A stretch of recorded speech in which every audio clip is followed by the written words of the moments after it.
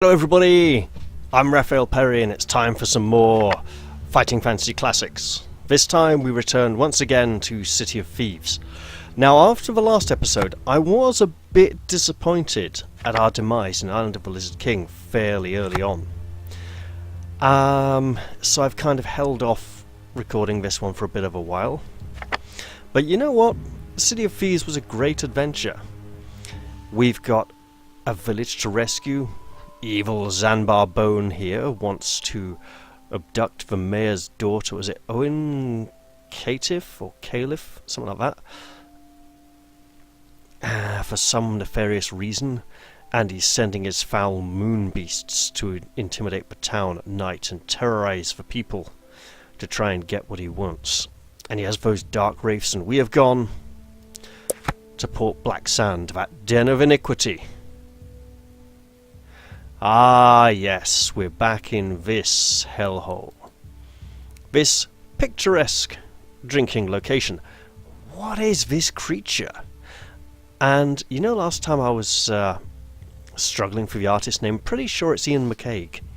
And Ian McCaig basically developed the art style that, well, he illustrated like 2/3 of the Fighting Fantasy books, I think, and basically it was him and another chap who did a lot of the later ones.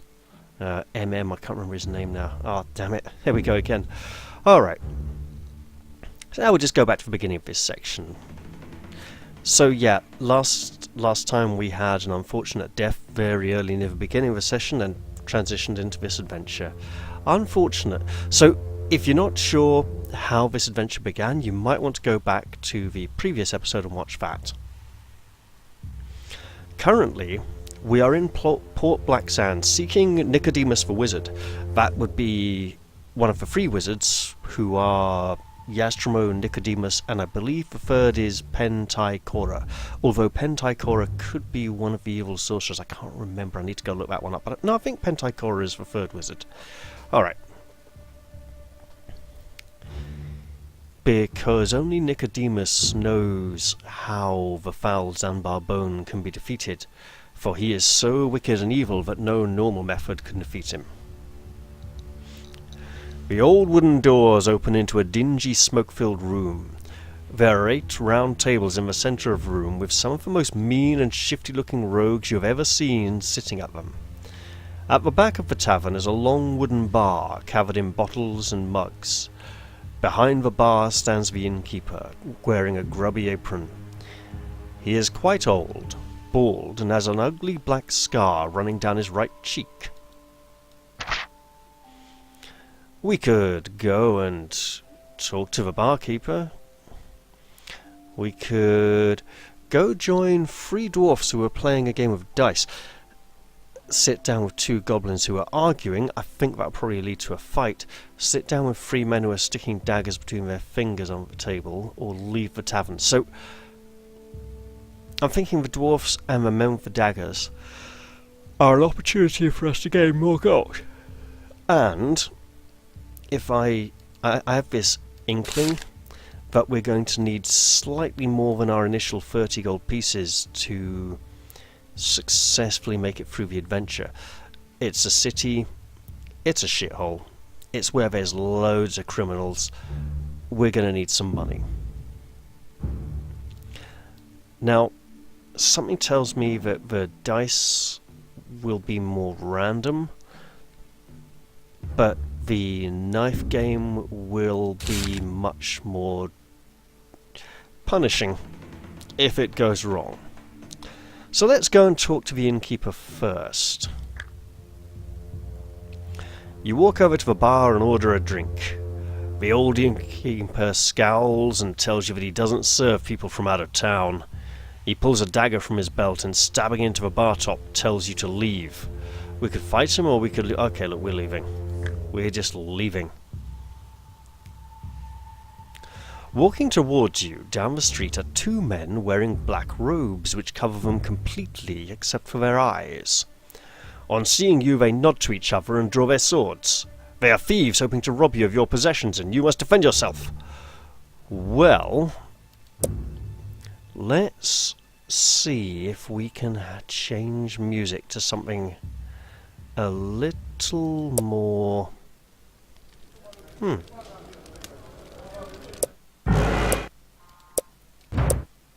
a little more appropriate. I want to see if Tavern Tales has a fight set music. Oh, it does! Well, it's a little easier on the ears. Let's try and take these two scoundrels. I mean, to attack in broad daylight? Who do they think they are?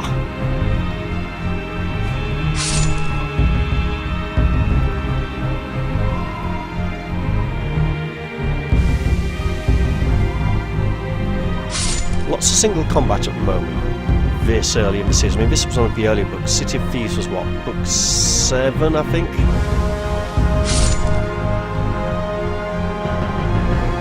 Or book 5? Yeah, I think book 5, because book 7 may have been... Because 8 was Scorpion and Swamp. 7 was Death Trap Dungeon, maybe? Because I know book 4 was the spaceship one, the Star Trek one. Aha! Not all fights go one way.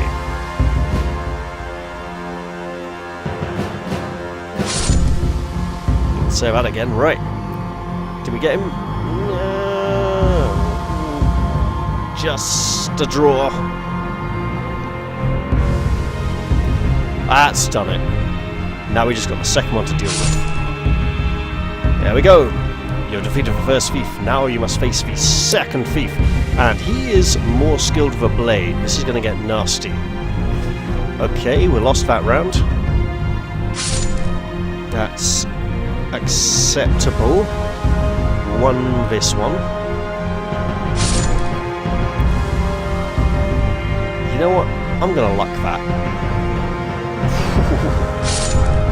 Yeah, extra damage. Right, one more round. Because he's putting up a good fight.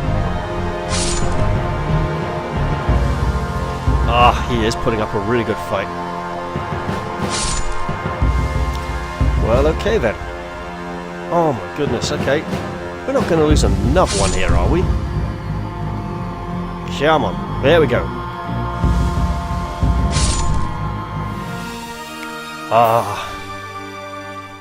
We are victorious, but battered and bruised, and you know what? Time for some provisions. Absolutely, yes. In a way, actually, playing hardcore might push you towards taking the stamina potion, which means you can't guarantee recovering any lost skill, and you can't get that extra point of luck. Now that's an interesting thought, because that's essentially forcing you to take the stamina potion is added difficulty. I'll remember that. That'll be worth considering. Well, we have succeeded. A search through the leather bags of the thieves produces 16 gold pieces and a glass vial containing a green liquid.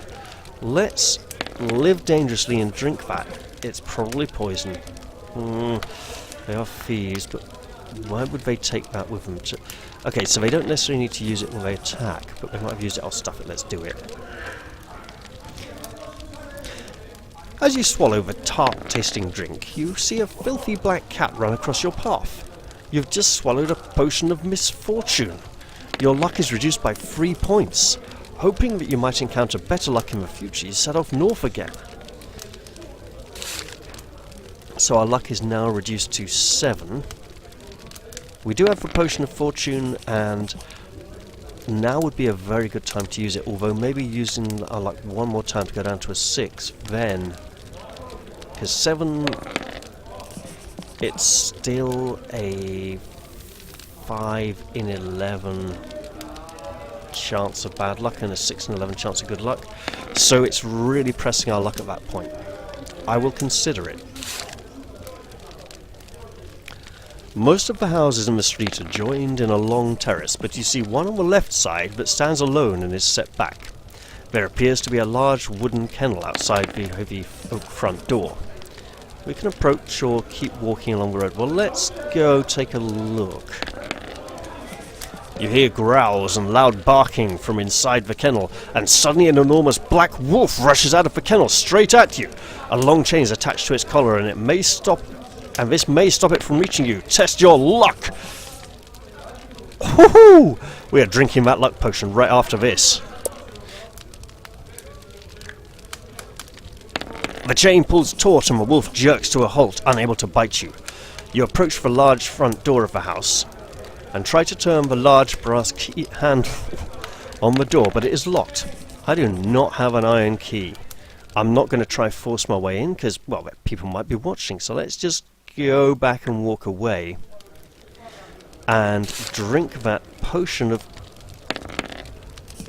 I've got that bug again. My luck should have been reduced there. Why was it not reduced? Well, we'll use that. And now we have a luck of 12. You arrive at a four-way junction in the street. The street leading west is called Key Street. We could have come on Key Street right at the beginning. And the street leading east is called Clock Street. Which means the three streets, so this is the central one we've gone up, so the western one, Key Street, will then loop round like that, and Clock Street would loop round like this, so they've all led back to this point, and then we'll be continuing on. So it's like a flowchart, or a flow diagram. Ahead you see that Market Street continues north, and a crowd of people are walking up it, cheering loudly and waving their arms in the air. You decide to follow them. Oh, look at this. Some poor unfortunate goody two-shoes has been stuck in the stocks and people are hurling rotten vegetables at him and... Oh, those mouldy rotten eggs. Oh yeah, they're having a great time. Look at her, that malicious grin on her face like, you know what you want to do, go on then, have a go. Yeah, just glad it isn't me. As you catch up with the chanting crowd, you see that they're carrying eggs and rotten tomatoes. Soon the street opens up into a large market square. All around the edge are stalls with vendors, hawkers, musicians and entertainers carrying on their business. In the middle of the square is an elevated pillory. Above the noise of the crowd, a trumpet sounds, and the crowd start to pelt the man in the pillory with rotten food. An old woman standing next to you offers you 2 eggs to throw. Not wishing to appear to be the outsider, you take the eggs and hurl them, but as you do so, the old woman picks your pocket without you noticing. What a nasty woman. You lose 1 gold piece, and unaware of your loss, you walk away from the crowd to look at the various stalls. The fruit stalls are selling fruit, vegetables, meat and hot soup, corn and chestnuts for hungry shoppers. Along the west side of the square you see a man dressed in purple velvet playing a lyre. We could buy some hot food or stop and listen to the music. You know, let's just buy some hot food anyway, for 1 gold piece. You purchase a plate of eel pie, beans and mash for 1 gold piece. It is a delicious meal, and after licking your fingers clean of every last morsel, you feel restored. You regain 2 stamina points. Well, good, we could have definitely benefited from that. It makes up for our reduced provisions as well. You know what, let's stop and listen to the music. But it may be magical, similar to the Pied Piper of Hamelin, and he may have accomplices to pick our pockets. We'll see though. The man stops playing and tells you he can bring you good fortune. For the sum of 3 gold pieces, he will sing a song that will bring you luck. We could pay him. However, our luck has been fully restored. We're fairly lucky at the moment, so let's not do that. I should have probably saved that potion of fortune there for later. We shall walk on to the next stall. Oh, it's him! I remember this picture. Look at this poor little fellow behind him, all exhausted. Like, oh, totally winded with that big heavy ball. This man, he's got a massive ball. Look at that. That's amazing. He's got muscles and he likes to show them off. A small circle of people are standing around a bare-chested man. He is enormous and his muscles look as hard as iron. He is asking the crowd for a volunteer to play catch with a cannonball. Bloody hell, it's a cannonball! And he's just tossing that up in one hand? He states that whoever drops the cannonball must pay the other 5 gold pieces. Ah! Yeah, see, while we could do with the money, kind of quite well off, and skill and stamina not great at the moment. Let's just not risk it. Behind the next stall is a young man with a pointy nose selling small weapons and items of equipment. The prices of his wares are chalked up on the slate. Would you like to buy anything from his stall? We can take a throwing knife, a climbing rope, some butcher's meat, an iron spike, and lanterns. You know, why can't I take the lantern? How much is that going to cost? I don't know. Let's take a climbing rope for 2 gold pieces. Specially crafted for scaling surfaces. Hefting the rope in your hands, you can tell it is of good quality. Let's take some butcher's meat in case we need to bribe a dog. Purchase 1 butcher's meat hook for 2 gold pieces. Large pieces of S-shaped metal sharp enough to pierce a carcass. Oh, a meat hook. I didn't see the word hook there. So, do we already have a lantern? We already have a lantern. It must have been possible to lose it earlier. We'll get an iron spike. It'll come in useful. That once belonged to the Grand Cormorant of Feng. It is a collector's item. Special price just for you, though, friend, the young man says. To your eye, it looks simply like a sharp piece of metal that might have come in handy later. Okay. And with that, we'll go on our way. In the next stall area, there is a small, brightly coloured tent. Attached to it is a sign that reads, Madam Star Clairvoyant. Oh, is this going to be like Viking Viking fortune telling? It's like, you go into the tent. The Viking looks at you and says, you will meet a tall, dark stranger and money will change hands. You go outside, his black-haired mate mugs you. You know. He wasn't wrong.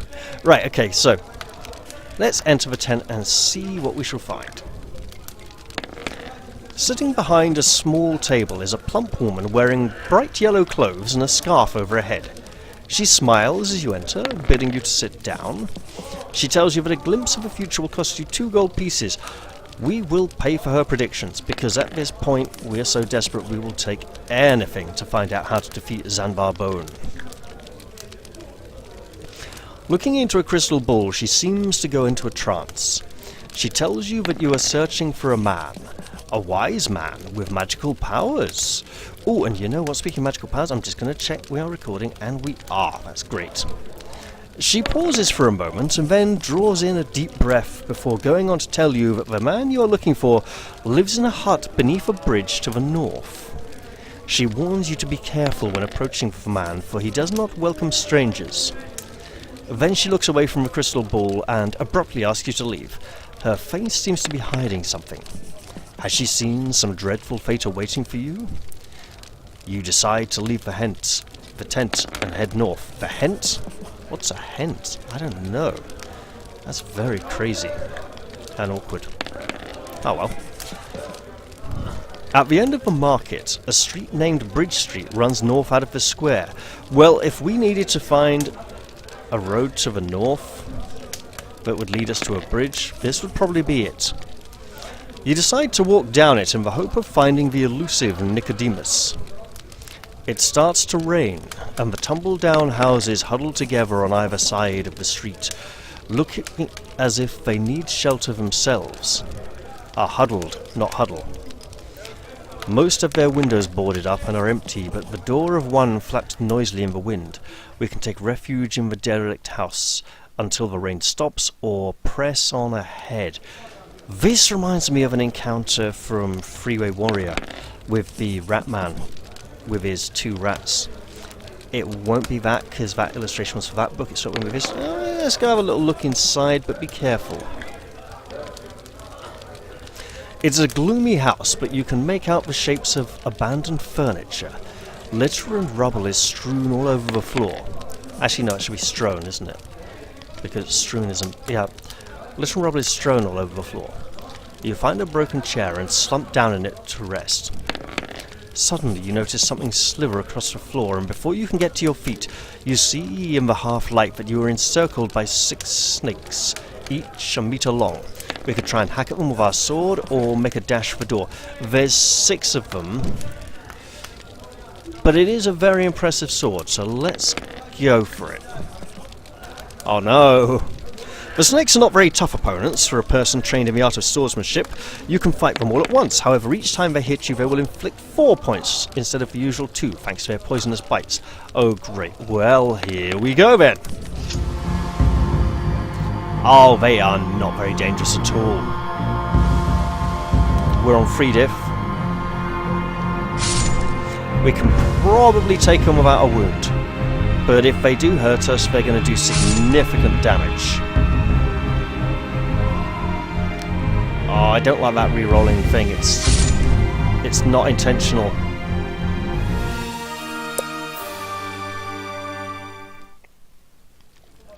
If you win, you may leave the house via the front door. We absolutely shall.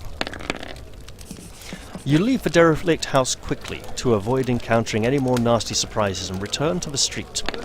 Once the rain has stopped, outside the rain has stopped and you set off north again. Ah, now that is a bridge with a warning. Look at all those skulls. And they're not even human. All manner of creatures have been just strung up or beheaded for their crimes, and their skulls adorn spikes on the bridge. Yeah, that's rough. And there's something... Is there something written on there? I think there is. It's not very legible though. Actually, if that's a normal size shield, that's a massive skull. Ahead you see a wooden bridge stretching over the dirty river. Various bits of rubbish are floating down to the sea on its black surface, and you squirm at the sight of a human hand passing by. The bridge supports and columns reach high above you, and you see skulls, both human and non-human, tied to them. The wind makes an eerie noise as it whistles through the bridge structure, reminding you of tortured souls crying out for help. Almost hidden from view is a small flight of steps going down underneath the bridge from where you are standing. A one-legged man carrying a sack is crossing the bridge from the northern bank. We can climb down the steps or wait and talk to the one-legged man. If we wait and talk to him, we might not be able to climb down the steps, although we probably will be, but let's just climb down the steps anyway. Look at this. The wizard Nicodemus. There's a nice unicorn there. Remember that, it'll come in useful. Unicorn in a circle with flames around the edge of it. Again, there's a bow and an arrow. Lots of fine things he's talking about here coming out of his pipe smoke, which is just billowing out around him, and that looks similar to the gate guard at the entrance of the city, doesn't it? The smell by the water's edge is terrible. Above, you hear the sound of footsteps crossing the wooden bridge. Built into the foundations of the bridge is a wooden hut. Drawn curtains obstruct your view into the small building, but you know you are not welcome when you read the words, "Keep out," painted on the door in large red letters. You draw in a deep breath and knock on the door. Funny thing, it was either the second Advanced Fighting Fantasy book or one of the later books in the series that also involved visiting this same hut underneath the bridge. And there was quite a funky illustration there of Yastrimo opening the door and coming out. And I think the words "keep out" may have been written on the door still. You hear muttering and the shuffling of feet, and suddenly the door is thrown open. Before you stands a white-haired old man with a long beard wearing long white robes. He looks at you sternly and says, "Explain yourself to Nicodemus." You are elated at finding Nicodemus and tell him about Zanbar Bone's reign of terror in the town of Silverton, and why Mayor Owen Carolith asks you to find his old friend to help them. Nicodemus frowns and walks back inside his hut, beckoning for you to follow him. He sits down in a rocking chair and starts to talk in a calm voice. "I am old and tired and wish for no more adventure. I live here under Singing Bridge in Port Blacksand to escape the pleas for aid from people fallen on hard times, hence no one bothers me. But I do wish to help my old friend Owen. I will tell you how to defeat the Night Prince Zanbar Bone. Listen carefully." Nicodemus lights his pipe, and, after a moment with it in his mouth, His eyes distant in deep thought, he exhales a billowing blue cloud and continues. The Night Prince can only be defeated after sunset. In daylight hours he exists on another plane. No doubt he will have his servants to protect him, but should you get past them, you will need something special to deal with Bone himself. To protect yourself from his entrancing stare, you must have a white unicorn in a yellow sun tattooed on your forehead. Normal weapons will not harm him. First, you must shoot him through the heart with a silver arrow. This will paralyze him, but not kill him. Then you must quickly rub the ground compound of black pearl, hag's hair, and a lotus flower into his open eyes. With luck, he will decay before you in a matter of seconds. Whereas, if your arrow misses, I'm afraid you will die the moment he touches you. With this, Nicodemus taps out the ash from his pipe onto the bare floorboards. The items for the compound can be found in Port Blacksand if you search hard enough, but I regret I cannot accompany you. Nicodemus then draws you a map of how to reach Zanbar Bone's guarded tower from Port Blacksand. He stands up, shakes your hand, and wishes you well. Leaving his hut, you climb the steps and cross the bridge over Catfish River. Bridge Street continues north a short distance before ending at a junction. So this is similar to Midnight Rogue, which might have also been set in Port Blacksand, where you had a really good sneaky, thiefy beginning portion of the adventure, and then a separate part that was a kind of dungeon crawl that felt less well constructed and less well thought out, and it had a few nasty auto kills in it just for taking wrong turns. In this adventure, once we've left Port Blacksand, the trip to Zanbar Bone's lair and the stuff that happens there doesn't feel as clunky as the latter portion of Midnight Rogue does, but it does feel a little bit inferior in that just purely Port Blacksand itself is the highlight of the book, and then afterwards facing Zanbar Bone is the cherry on the cake. You know, it's the cherry on top. Leaving his hut, you climb the steps and cross the bridge over Catfish River. Bridge Street continues north a short distance before ending at a junction.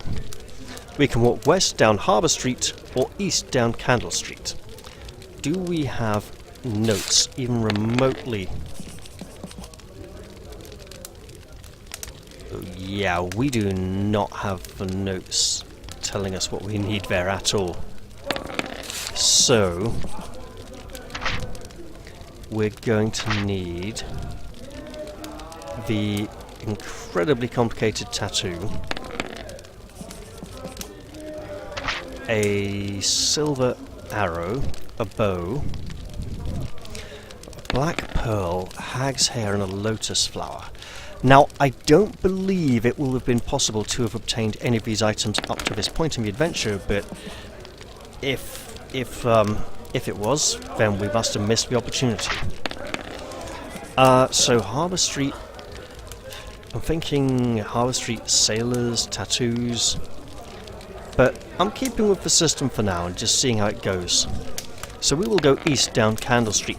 Oh, wasn't there a shop that sold magic candles?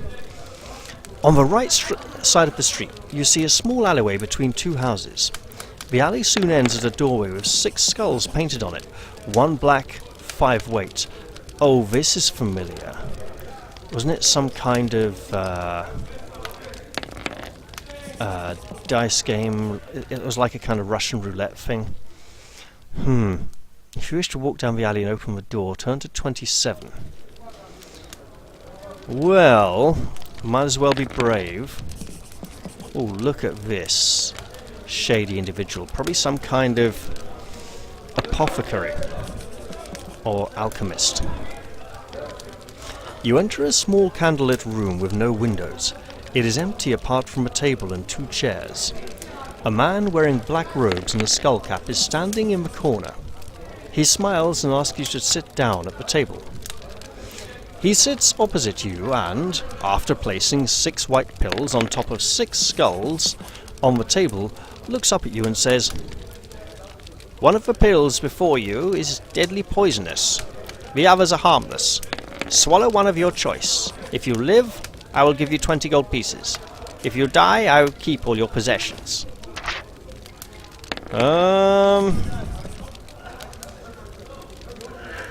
How lucky do we feel? Right, 20 gold pieces is a lot, and we have 33, and there are a lot of expensive things we need in the city, so I think we're going to have to do it. You agree to the game, but can't quite contain your nervousness. Sweat breaks out on your forehead. You choose a pill and swallow it. Roll a die. We have a 6. Hooray! That is not a 1. Wait, have we been put on free read? Option 1 was available there. That is dodgy. Huh. Have to look into that. You have chosen a harmless pill. You feel a rush of relief as adrenaline from your win. The man reaches into a pouch on his cord belt and hands you 20 gold pieces. He bids you farewell. You leave the room and walk back up the alley to Candle Street. You leave the house and return to the junction. Where would you like to go next? Turn right down Candle Street or walk along Harbour Street? This is a second chance to go to Harbour Street. I think we want to commit to Candle Street here. Except, this time we've been given physical directions, so right down Candle Street, which would mean Harbour Street would be to the left. So actually we're doubling back. You pass a beggar in the street. He is sitting in the gutter and holds an empty tin in his hand. Yeah, let's toss him a gold piece. It's only 1, we've got plenty.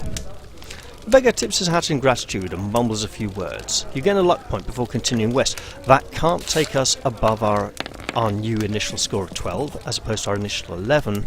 The Potion of Fortune took us up to a 12, and we better just eat some more provisions there to get a bit more health back, because bad things could happen.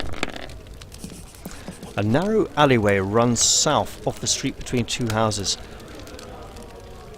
It is going south, but it is an opportunity to investigate something.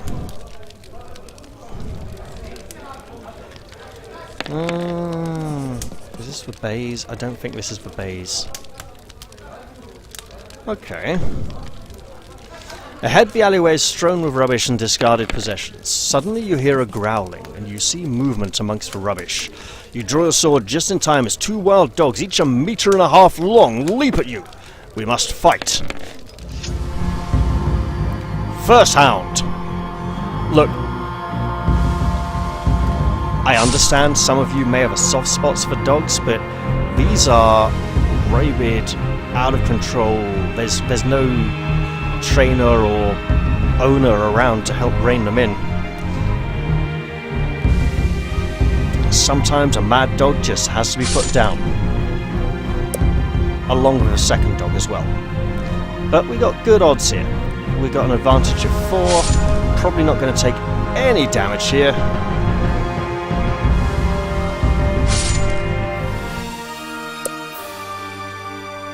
After all, Skerin supposedly defeated a dragon.